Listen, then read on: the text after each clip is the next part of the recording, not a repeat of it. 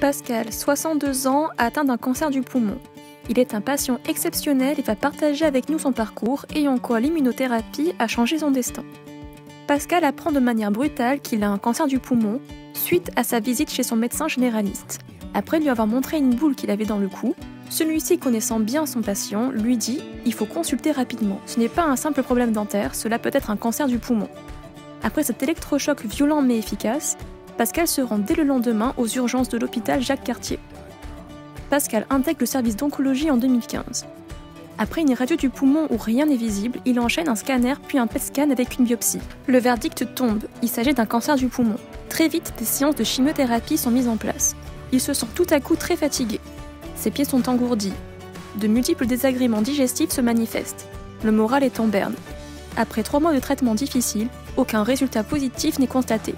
L'équipe médicale décide de mettre en place des séances de radiothérapie. Nous arrivons fin de mars 2016 et les résultats ne sont toujours pas au rendez-vous.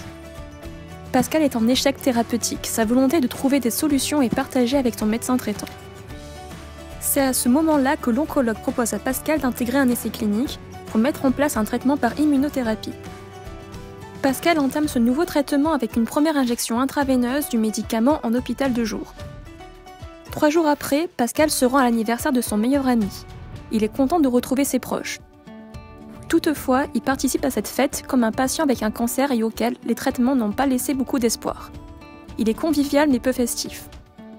Puis un événement fait qu'il exprime auprès de son épouse la volonté de quitter tôt cet anniversaire en prétextant qu'il est fatigué.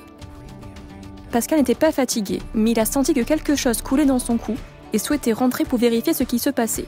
En effet, 3 jours après sa première injection, la boule grosse comme une orange qu'il avait dans le cou commençait à s'écouler sur sa peau. Il fonce aux urgences et des pansements sont faits immédiatement. À ce moment précis, Pascal a su que son traitement était actif et il allait l'amener vers une guérison. Petit à petit, il reprend sa passion de sportif et refait des matchs de tennis de table, tranquillement au début, puis arrive jusqu'à faire un match de 24 heures. Pascal ne ressent plus de fatigue, il se sent en forme et continue son traitement jusqu'en juillet 2017. Et voici que depuis 26 mois, Pascal est en rémission complète. Bien entendu, il est toujours suivi par son oncologue, qu'il considère comme un dieu vivant, son super-héros.